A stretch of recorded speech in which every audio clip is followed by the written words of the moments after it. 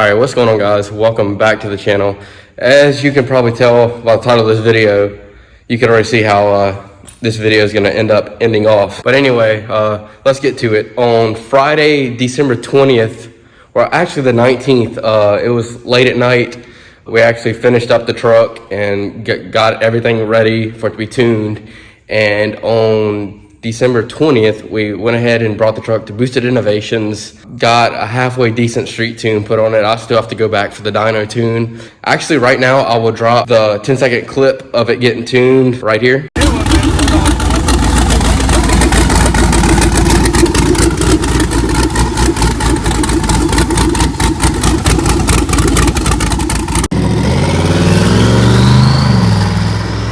All right, so with that being said, we went ahead and loaded the truck up back on the trailer and headed back towards Baton Rouge to go back home. We got home, unloaded the truck, all was doing good. I drove it for about an hour the next day, and then an hour the day after that, and it kind of sat for about 2 days or so. And Monday morning, Tuesday morning, I decided to drive it an hour away to work to see how it did, because I had a Christmas party to go to Tuesday evening. Well, how my day started off, I got about 20 minutes up the road and I started smelling brakes. So my right rear brake was kind of locked up a little bit. It wasn't locked up completely, but it was enough to start burning the brakes. And I was already halfway there. I was like, you know what, I'll just fix it later. I bought more rotors and brake pads later. So we started going down the road, and about 30 minutes after that, we were pulling on my work road, and when we pulled up, the truck just died. Like, I thought something happened with the motor. I'm still not too sure what's going on with it. In this video, we're gonna try to diagnose that and see what's going on. All right, and before we get started, my bumper is completely messed up and the frame horns are bent on the front. We were actually loading the truck onto the trailer off of the lift, and it caught on the lift and just twisted it upwards. So I gotta get a new bumper, re-weld the frame horns on, and I gotta get a new valence also. And as y'all can see, we actually did hood exits. We were originally gonna do bumper exits, but it was just a lot more convenient and easier to do hood exits for right now. And I already regret it because my hood just stays filthy. This is a bunch of old gas I have to get off from when it was actually running really rich. So we've actually been working on a ProCharge Camaro too, and the motor locked up on the dyno.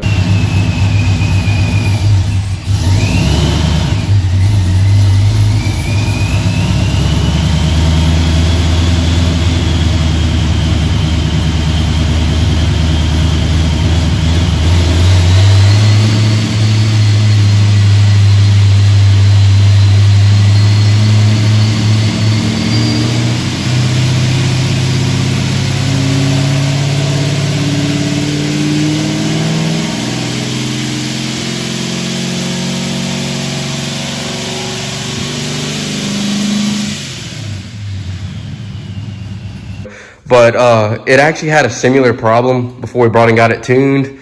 On the fuel pump, they send you some cheap fuel hose, and the fuel hose ended up splitting inside of the tank on the Camaro. And that's what I'm assuming is going on with this, because when I turn the key, I could hear the fuel pump come on and pump, but it's like the motor's not getting gas. So I guess what I'm about to do right now is we're gonna go ahead and pop the hood, and I'm gonna disconnect my fuel lines from my fuel rail, and I'm gonna set my camera up and try to crank it and see if any fuel is coming out of the lines. And if it's not, then we know our problem is in the fuel tank and with the fuel pump. All right, so as soon as we figure out our problem, I'm gonna go ahead and tell you guys a little bit about the truck and show you everything since it's now completed. But as of right now, we're gonna try and figure out this fuel issue.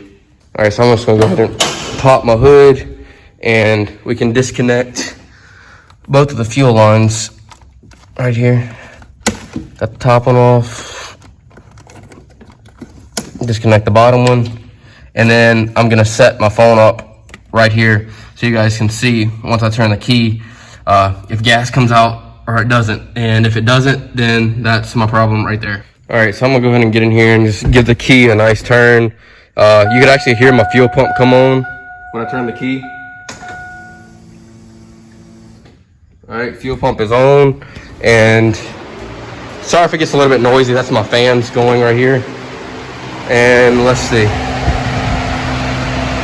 Yep, I figured it's something to do with the fuel pump or the lining inside of the tank. All right, I apologize about all the leaves and stuff back here. It's been sitting outside, and we finally got the truck in the garage. But now, since we found out the issue, what's going on, I'm gonna go ahead and order a 20-gallon aluminum fuel cell, better fuel pump, and all new fuel lines, and we're gonna get this thing ran and hopefully started again pretty soon. Before I finish showing you guys my setup, one more thing I'm ordering is I'm gonna be ordering new fuel rails.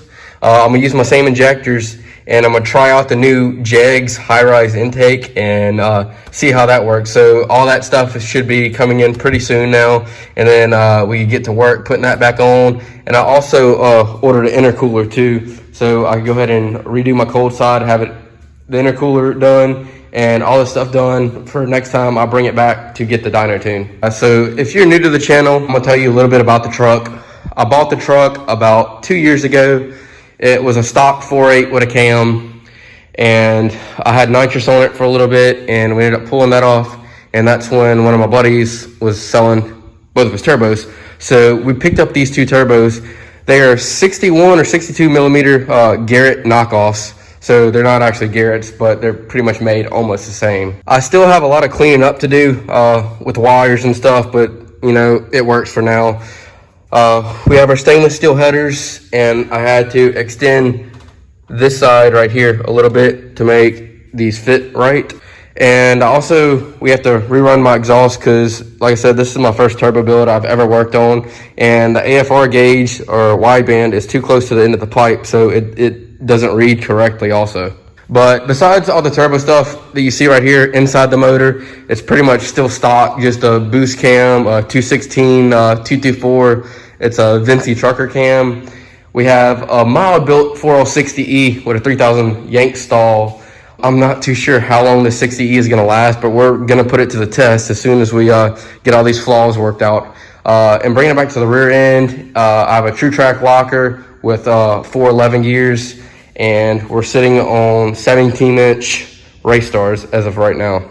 Bringing it to the interior, I just have stock seats I threw back in here. I have my two Pro Car racing seats that I have to make brackets for, and then I could put them in along with my two harnesses. So like I said, it's just real messy right now, and I'm trying to get these brackets made so I could go ahead and throw the seats in there and all that good stuff. We also have my wideband or AFR gauge mounted right here and ran, but like I said, it's a little bit off since it's so close to the end of the exhaust. All right, so that's probably gonna be it for this video. I just wanted to give you guys a little bit of an update on the truck and let you guys know that it is done, and there's gonna be a lot more future videos coming pretty soon. I'm gonna be doing the videos on the fuel cell, the intake, and all that good stuff in the next couple of weeks. And also, we still gotta get new headlights and taillights and stuff like that. But by the way, thank you guys for 500 subs. I never thought I would actually get here, but it's coming slowly still. So thank you guys for that, and stay tuned for next video. And don't forget to like, comment, and subscribe.